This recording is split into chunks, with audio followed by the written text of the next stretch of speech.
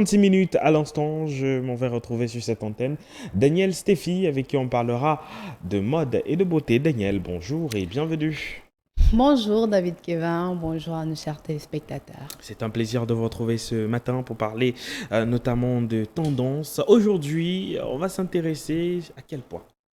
En fait, cette semaine, nous allons parler du pagne wax, mais sous une autre forme. Donc, on va privilégier les boubous, puisque les boubous sont pour la plupart du temps faits avec du pagne wax. Il est important déjà qu'on se rappelle d'où est-ce que vient le pagne wax. Alors, on regarde d'où est-ce que justement le pagne wax vient et on se retrouve juste après.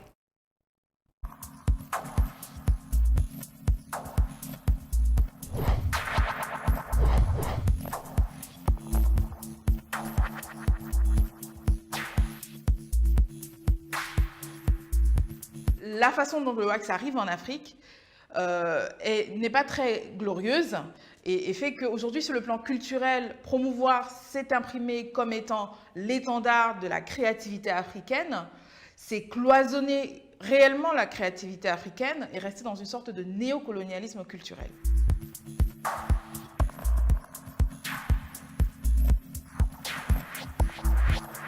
On parle du wax aujourd'hui comme étant le seul textile africain qui serait connu à l'international.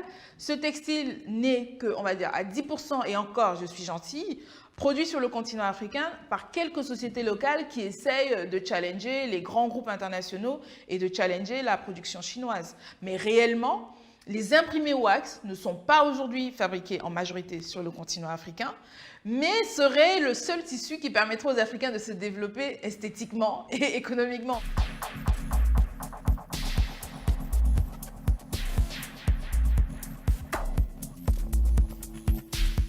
Le kente, en fait, est un textile traditionnel originaire des pays Akan, à l'ouest de l'Afrique. Donc, on va retrouver en fait les kentés beaucoup chez les Ghanéens. Et les vrais kentés, en fait, sont tissés. Et généralement, ils sont tissés par petites bandes. Donc, c'est des petites bandes en fait de 15 cm environ, qui sont ensuite cousues les unes avec les autres pour constituer la grande bande de tissu. Si les Africains aiment la mode et veulent plébisciter une mode qui leur permette de se développer, c'est-à-dire que leurs dépenses qui sont orientées vers la mode reviennent dans leur famille à travers leurs enfants qui entreprennent ou à travers des industries qui pourraient se créer ou à travers des entrepreneurs qui entreprennent pour valoriser le continent africain et valoriser les cultures authentiques africaines, reviennent à la maison à la fin de la journée. Parce qu'à la fin de la journée, toutes ces entreprises qui vendent aujourd'hui sur les marchés africains rapatrient leurs fonds vers leur pays d'origine. Eh bien, merci Anneli Wondi de nous avoir préparé, de nous avoir donné autant d'informations concernant l'origine du pagne wax. Donc, nous avons pu retenir que nous avons le bogolan qui est purement africain et le kenté. Donc, aujourd'hui, on s'attarde au boubou. Comme je l'ai dit, le boubou est un vêtement africain qui est aussi bien porté par les hommes que les femmes. Donc, nous avons des modèles pour les femmes, nous avons des modèles pour les hommes, même s'il est vrai que les femmes peuvent aussi se permettre de porter les boubous pour hommes en ajoutant juste quelques accessoires pour qu'on puisse bien savoir que ce sont des boubous pour femmes. Donc, il faut rappeler déjà que les modèles varient selon les régions et les usages. Et le boubou en Afrique de l'Ouest était une signification de noblesse. Donc, il y avait tellement d'informations sur les boubous. Et il faut rappeler que ce n'était pas tout le monde qui était en mesure de porter les boubous. Eh bien, comme je viens de le dire, les boubous se portent aussi bien chez les hommes que les femmes, même si c'est vrai que ça ne fait pas un très grand nombre de temps que les femmes le portent aussi. Ils ont été déjà par le départ, ils étaient portés simplement, uniquement par les hommes. Et avec la tendance, on a essayé de customiser, on a essayé de faire ramener cette tendance également aux femmes. Et quand est-ce qu'il faut porter un boubou? Pour quelle occasion est-ce qu'on porte un boubou? Nous allons avoir l'exemple de notre star internationale, Kossi Coco Argenté, qui ont porté ce boubou justement pour pour préparer le vidéogramme du titre Caleçon. On a bien pu voir que c'était magnifique, ils étaient très beaux avec ce boubou. Donc comment est-ce qu'ils l'ont porté? Ils l'ont porté de manière simple. Elle a juste essayé de ramener sa paire d'escarpins pour donner le look femme, pour donner le look chic et glamour, comme vous pouvez bien le constater à l'antenne. Et puis il a simplement porté avec une paire de chaussures cirées, et ils ont ajouté justement cette partie chic en utilisant des cannes pour faire justement valoir la sophistication. Nous avons également nos stars TV, Loco et Stanley, qui ont également opté pour les boubous lors de leur clip My Way, je pense.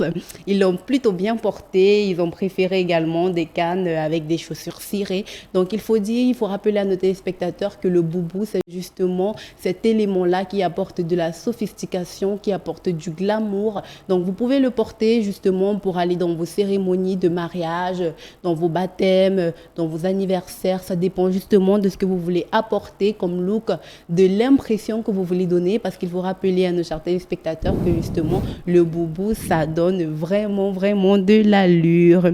Et justement, comme je viens déjà de le dire, le boubou se porte de manière simple, mais même s'il est constitué de plusieurs. Nous avons déjà le pantalon, nous avons déjà un autre vêtement en dessous avec justement une autre partie du vêtement qu'on ajoute.